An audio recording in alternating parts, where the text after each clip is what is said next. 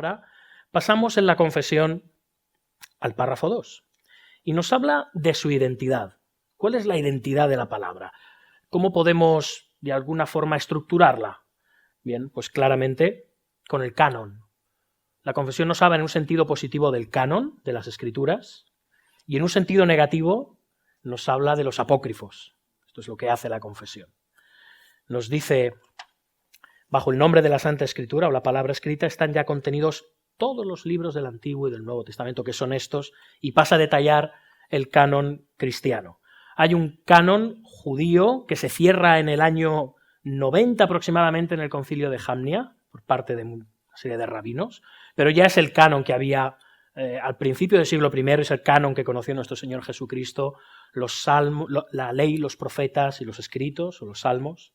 Ahí incluye toda la palabra, aunque el canon cristiano lo estructura de forma distinta.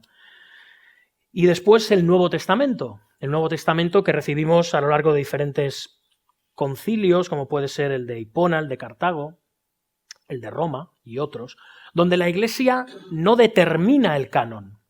La Iglesia no determina el canon, la Iglesia recibe el canon, que es algo distinto. Tenemos la visión liberal, que el canon es una colección falible de libros falibles.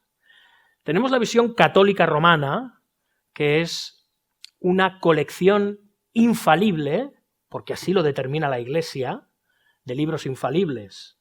Aquí la autoridad sobre el canon se la abroga la Iglesia, no Dios o el Espíritu Santo, a la hora de darlo a la Iglesia. Vemos lo sutil que es.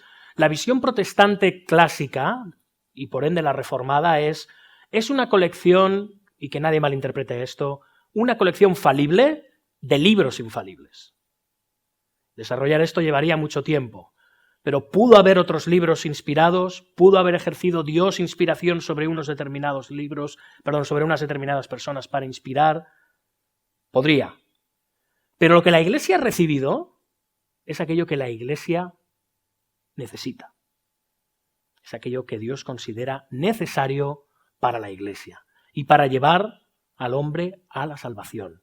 La Iglesia recibe, la Iglesia no dictamina el canon. Esto es muy importante, porque siempre se nos pinta esa idea absurda, ¿no?, de los concilios, que están ahí un montón de sabios discriminando papiros, y este sí, y este no porque no me interesa. No funciona de esta manera. Ya había una tradición, una larga tradición dentro de la Iglesia que aunaba el conjunto de libros que consideramos el canon, y sobre muy pocos había alguna duda. Podemos incluir en ellos Santiago, quizás Hebreos, en algún tiempo Apocalipsis, y después otros libros como El Pastor de Hermas, como la Didaqué, como la primera epístola de Clemente. Bien, son textos que, como al final quienes los escriben se someten a la autoridad apostólica, se descartan como parte del canon.